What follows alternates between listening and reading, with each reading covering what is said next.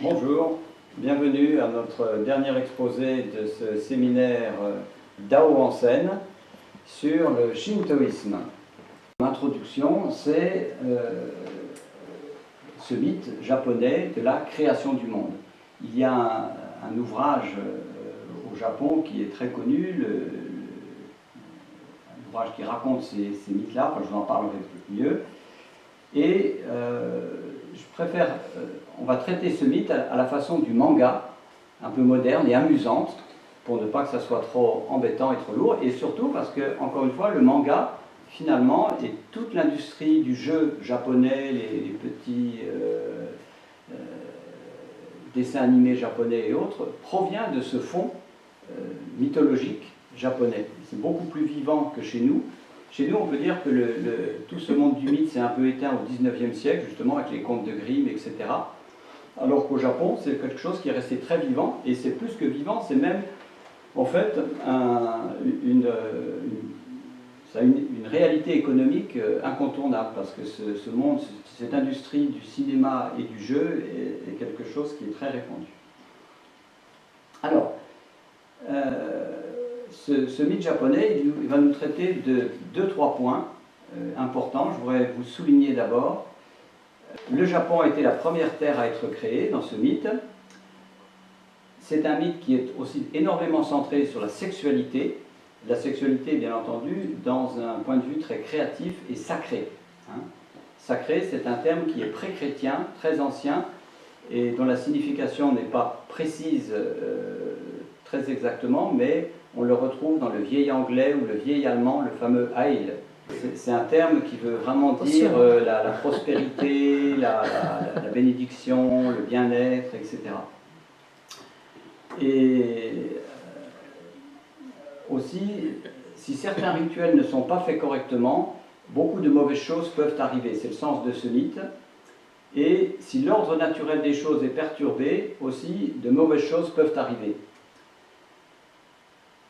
Et il y a un aspect de ce mythe aussi qui va vous faire un peu sauter au plafond, mais qui revient un peu au grand mythe que nous avons chez nous aussi, c'est le fait que la femelle doit être subordonnée au mâle. Bon, nous traitons du mythe, hein, je ne prends pas parti, voilà, nous traitons du mythe. Enfin, on revient à plus de raison. Voilà. Et les kami, les dieux, les kami en japonais, c'est le terme japonais, sont créés par un même processus que les êtres humains. Et il y a un dernier aspect du mythe qui est beaucoup plus difficile aussi, c'est que les enfants, les enfants difformes ou les handicapés peuvent être abandonnés, en fait. Oui, c'est dans la culture ancienne japonaise, c'était comme ça. Nous commençons le manga qui traite de ce mythe du Kojiki, qui traite de ces contes et ces légendes anciennes, et il y a une grosse partie qui traite de la création du monde, en fait, la création du Japon. Et alors, on voit les deux personnages principaux du mythe, et elle dit donc Izanami des, et l'autre dit Izanagi des. Alors, je suis Izanami, je suis Izanagi.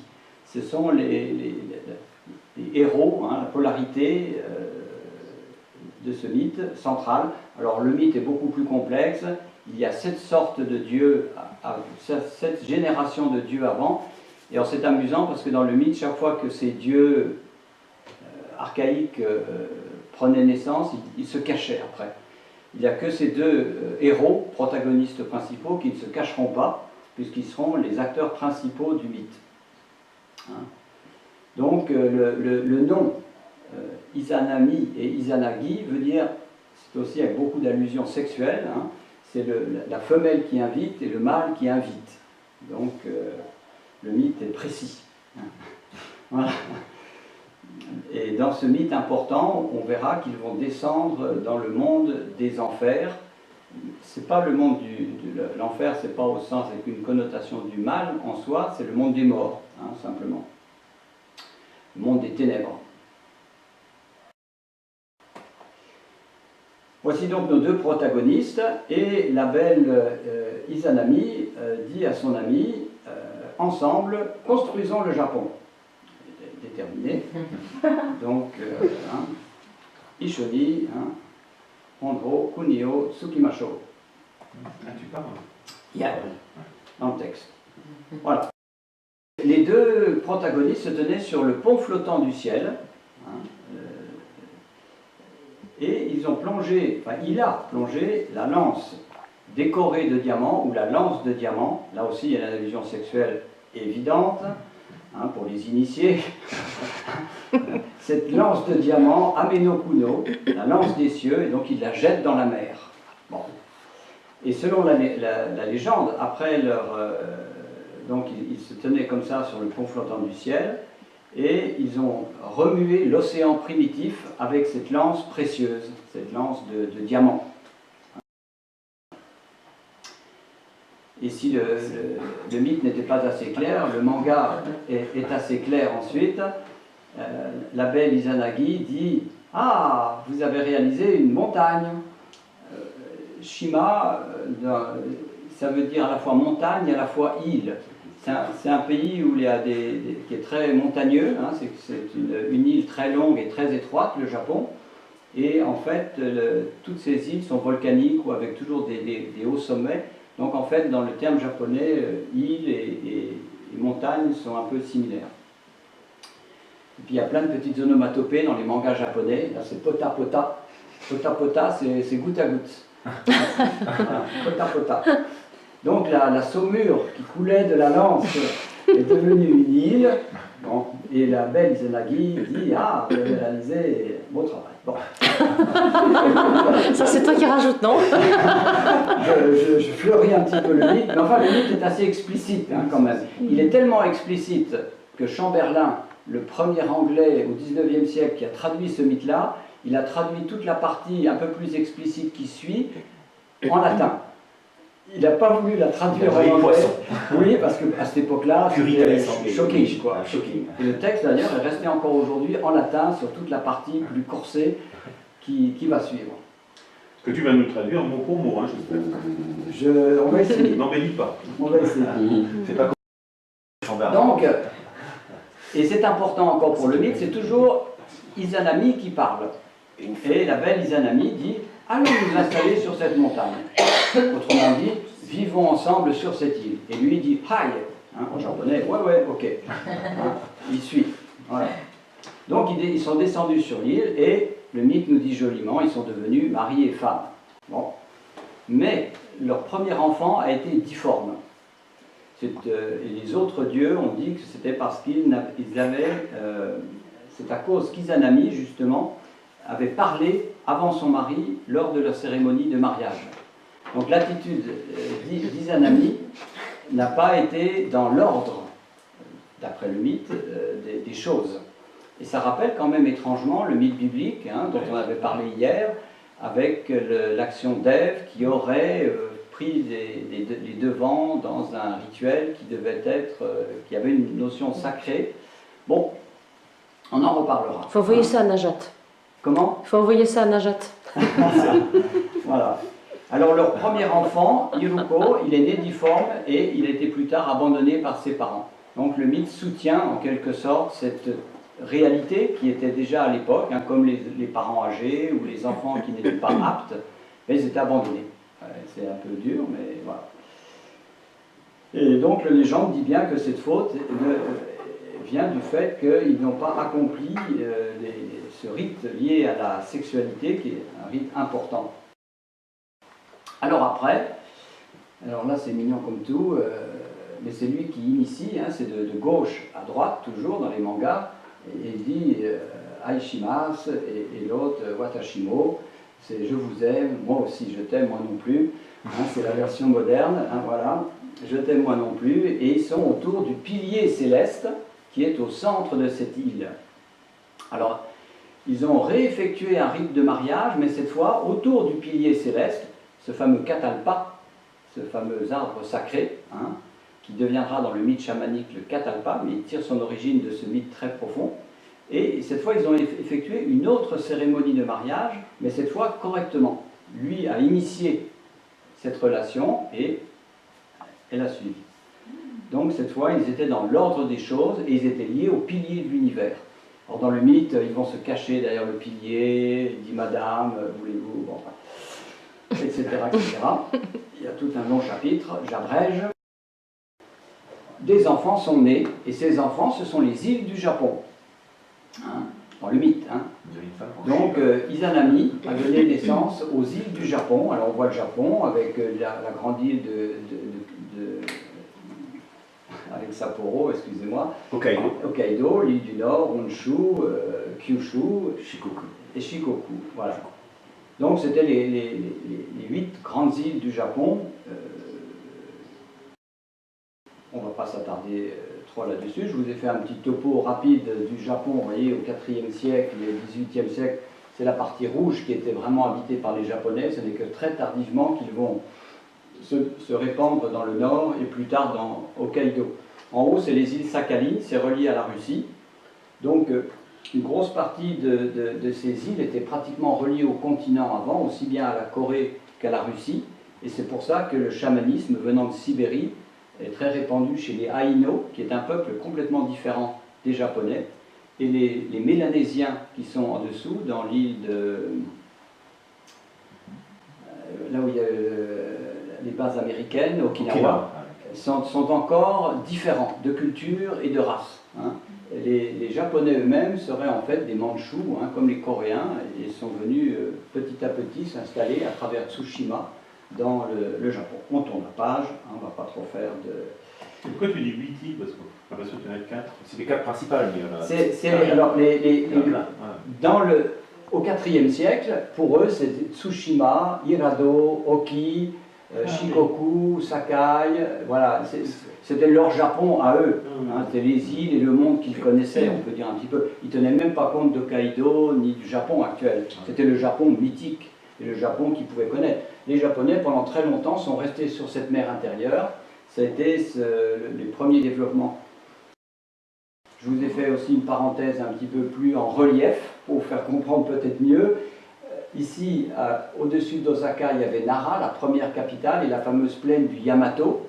C'était le premier peuplement japonais. Plus tardivement, après, ils se sont développés dans ces deux plaines-là, et surtout la plaine d'Edo, l'actuel Tokyo, et qui est devenue la capitale très très tardivement. Et devant Nagoya, dans cette baie-là, il y a le fameux temple d'Issei, qui est vraiment magnifique, et c'est le centre même, là où apparemment Amaterasu, la déesse du soleil, serait descendue. Donc c'est vraiment le centre mythologique, culturel, le plus important du Japon. Mais vous voyez que c'est quand même une île très longue, avec un relief montagneux très très grand, qui ne facilitait pas à l'époque les déplacements, et ce sont ces 3 grandes plaines qui restent encore à l'heure actuelle les 3 grandes plaines de développement démographique et économique actuellement. Hein, Osaka, la baie d'Osaka, la baie de Nagoya et la baie de Tokyo. Ce sont les 3 grands... Le Japon est très montagneux et pas si facilement habitable que ça. Je reviens à notre mythe.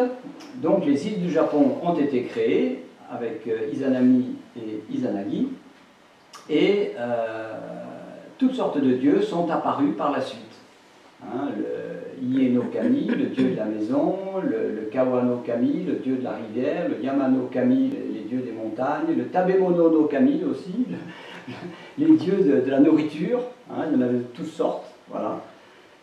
Donc les divinités, les dieux hein, de la mer, des nuées, des montagnes, des champs sont apparus petit à petit à travers cette relation entre Izanami et Izanagi, le développement des îles et de toute la... C'est un peu ça nous rappelle un peu ce mythe biblique, encore une fois, hein, avec progressivement la création qui vient et qui se développe. Et bien entendu, Izanami était un peu fatiguée après son accouchement répété, hein, la pauvre. Et oui, c'est du travail hein, quand même, hein, faut pas... Et enfin, le dieu du soleil naquit. C'est le petit dieu du soleil, là voilà. Et il dit justement, Watashiwa, hein, Kamino Kami, Hido Kami, je suis le dieu du soleil. Et alors, sa mère, en accouchant bien sûr du dieu du soleil, s'est brûlée. Elle s'est brûlée, d'ailleurs on voit là, elle dit « Ah, j'ai chaud, voilà, bon, je suis brûlée. » Donc ça va mal. Alors en donnant naissance au dieu du feu, dans le mythe, elle a été brûlée et elle est morte. Ah, c'est dit. Eh oui, voilà, c'est dramatique, et c'est comme ça. On a abandonné les enfants, madame a disparu, Et monsieur pleure. et monsieur est là, tout seul bien entendu, mais il verse quand même une larme. Hein. Quelques larmes. Oui. Non, il pleure sur lui-même surtout. Je suis triste, elle me manque, Izanami est morte, voilà. Il va laver mes chaussettes. Oui. C'est du vécu, ça. De ces larmes ont émergé d'autres divinités encore, d'ailleurs. Le mythe continue, c'est une création perpétuelle qui se fait, et chaque événement des deux êtres mythiques originaux, de l'origine, crée de nouvelles divinités à chaque fois. Hein. Et d'ailleurs, le mythe est assez fort, là encore, je fais juste une parenthèse rapidement. Une des divinités qui est née de ces larmes, cette divinité l'ont poussé à développer une épée. Certaines de ces divinités étaient liées à la création de l'épée, des armes en fait. Et la première chose qu'il a fait, c'était décapiter le dieu du soleil, son fils.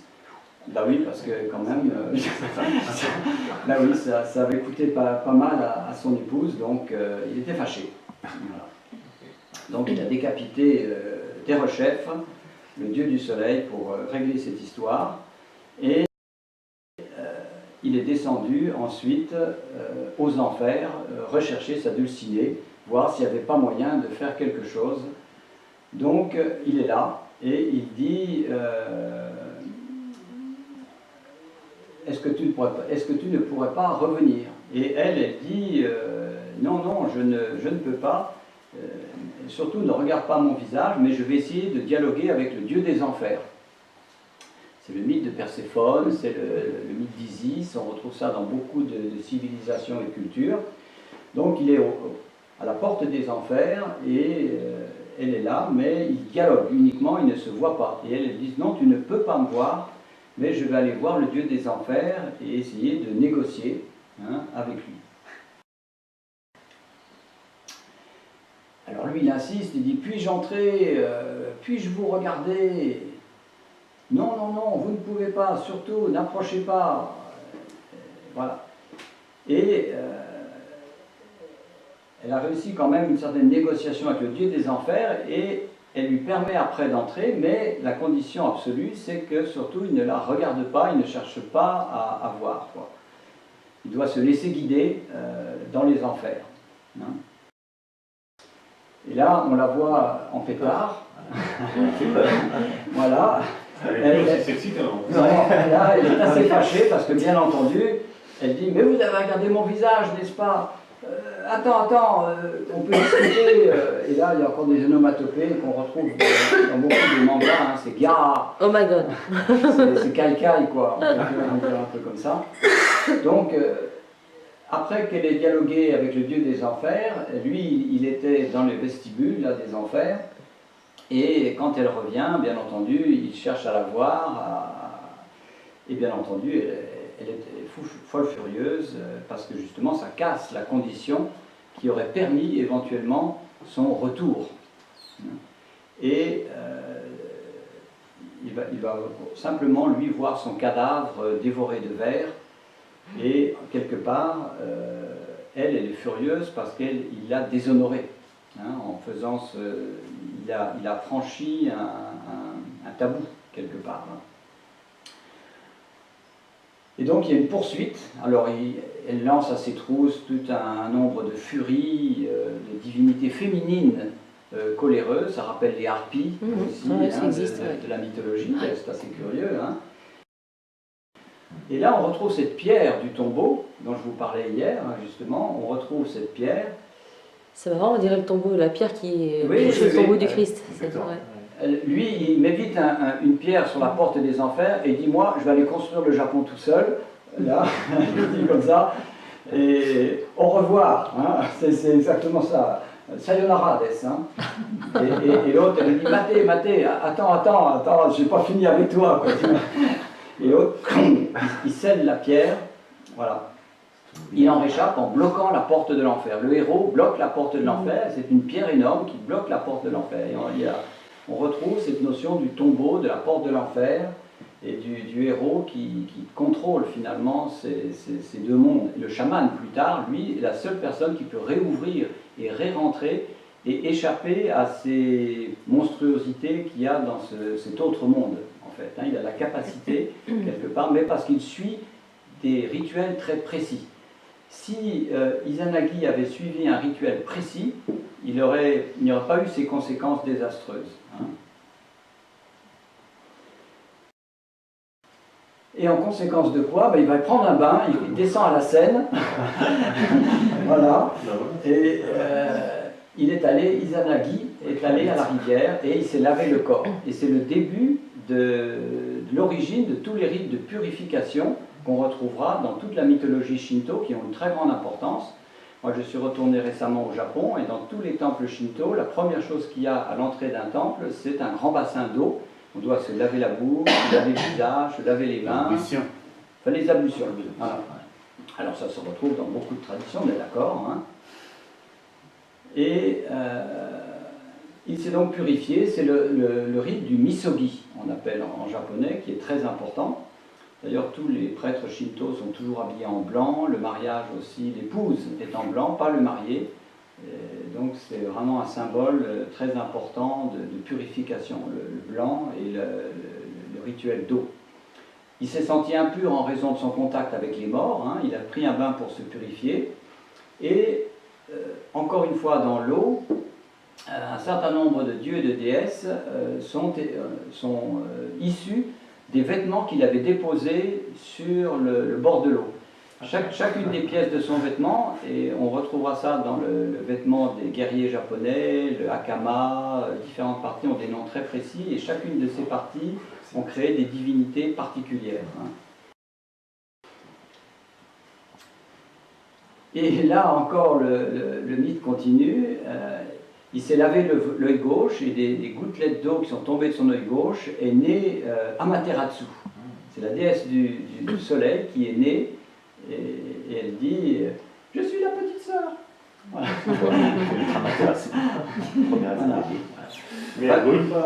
En fait, elle dit « Je suis la grande sœur ». C'est la sœur aînée, c'est la première. Hein, je suis, voilà, One-san en japonais. Donc c'est la première divinité qui naît après sa purification, donc c'est les dieux qui sont nés après cette purification ont une signification particulière. Hein. Et puis ensuite, de son œil droit, il se lave l'œil droit. Là, c'est le dieu de la lune, Tsukushino Mikoto. Et il dit, lui, je suis le petit frère, c'est un mâle. Alors c'est aussi curieux, c'est que toutes les mythologies sont différentes, et au Japon, c'est la déesse du soleil, le soleil est féminin, et la lune est masculine. Et en se lavant le nez, il y a un troisième dieu, dont on parlera beaucoup dans le mythe, c'est Susanoo, c'est le dieu du tonnerre, du vent, hein, voilà. Et lui il dit « Je suis le petit frère ». Il est un petit peu Caïn, c'est un petit Caïn en fait. Voilà, l'autre c'est un petit Abel, et le dieu de la lune, et là on a le petit Caïn qui est là. Il a déjà l'air bien déterminé, hein, ce petit-là, et c'est aussi la divinité de la mer. Hein, voilà. Ce petit Susanoo qui était très turbulent là-bas dans le ciel, finalement, on l'a foutu dehors et on l'a mis sur terre pour s'en débarrasser parce qu'il créait beaucoup de dégâts. Il était très turbulent, il faisait des blagues à tout le monde, des blagues assez difficiles d'ailleurs, hein, je vous abrège, c'est très long. Mais voilà, il est exilé sur terre pour son comportement dans les cieux. Et lui et sa sœur, la déesse du soleil, ont enfanté d'autres divinités. Hein, là aussi, il y a le mythe de l'hirogami, hein, consanguinité, d'inceste rituel, hein, un peu, qui est expliqué dans le mythe. Et les divinités, donc, après c'est la naissance des humains qui viendront de la naissance de Susanoo et de sa sœur, la déesse du soleil, viendront les grandes familles nobles du Japon, dont l'empereur. Le mythe, déjà à cette époque-là, tente de légitimer l'existence des premières familles royales du Yamato. Le Yamato, qui est ce berceau, cette vallée dont je vous parlais avec la capitale Nara, qui sera vraiment le Japon historique. Et les grandes familles royales, la famille impériale, viendra à travers directement Amaterasu et Susanoo. Et d'autres ancêtres naîtront aussi à partir d'autres de divinités, des autres familles nobles, mais moins importantes. Hein, on ne va pas s'étendre parce que là, ça serait assez long. Et Papa, donc, ramène toute la tribu là et donne un peu les directives aux enfants.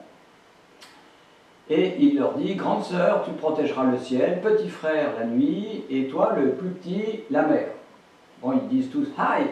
Bon, lui, déjà, il faisait un petit peu la gueule, parce qu'en fait, il aurait voulu un autre boulot, et ça lui plaît qu'à moitié. C'est de là, un petit peu, paraît-il, cette jalousie de ce petit carin japonais, que naîtra toutes les difficultés qu'il va créer, et son exil, en fait, comme dieu de la mer sur Terre, en fait, plus tard. Voilà. Et Amaterasu a eu, c'est elle, la déesse du soleil, qui règle le monde du ciel, c'est la déesse principale en fait. C'est donc une femme qui aura ce rôle principal dans le mythe.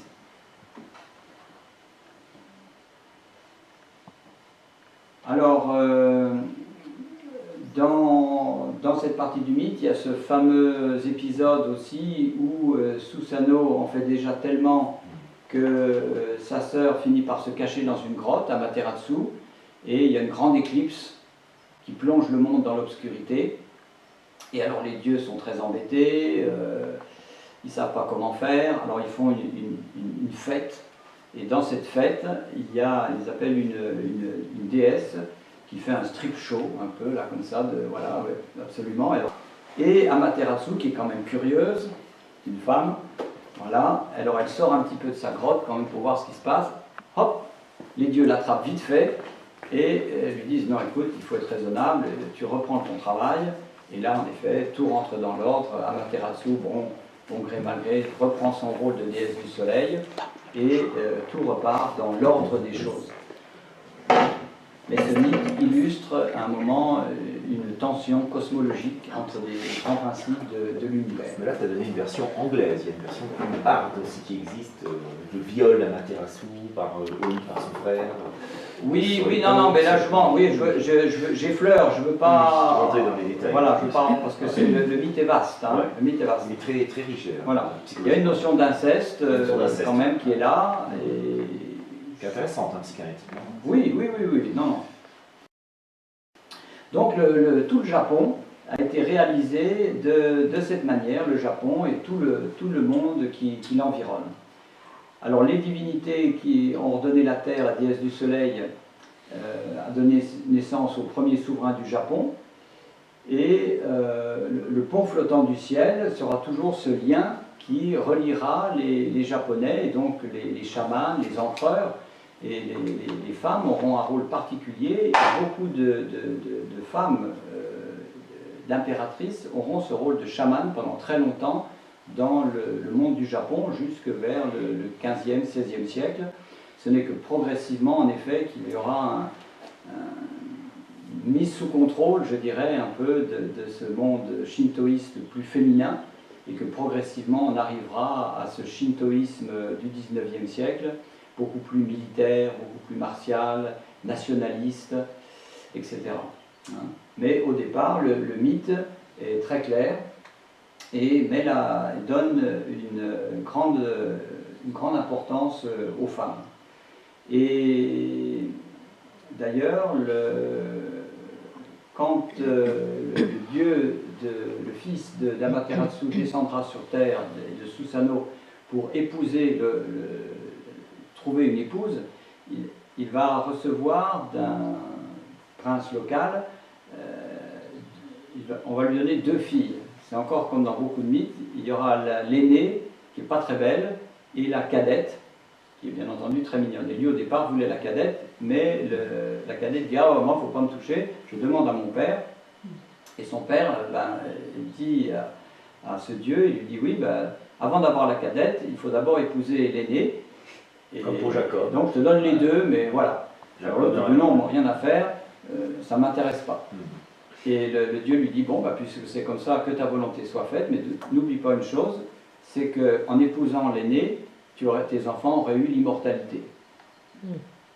Mais parce que tu as voulu prendre la cadette en premier, que ta volonté soit faite, mais tu en prends la responsabilité et les conséquences seront que les empereurs seront mortels et que les êtres humains ne connaîtront pas l'immortalité. Pour atteindre ce monde des dieux, ça sera réservé à un certain ascétisme, au monde des chamans, etc. Mais ça sera uniquement temporaire. Donc le mythe se termine là-dessus, un peu tristement d'un certain côté, mais bon, assez glorieusement aussi.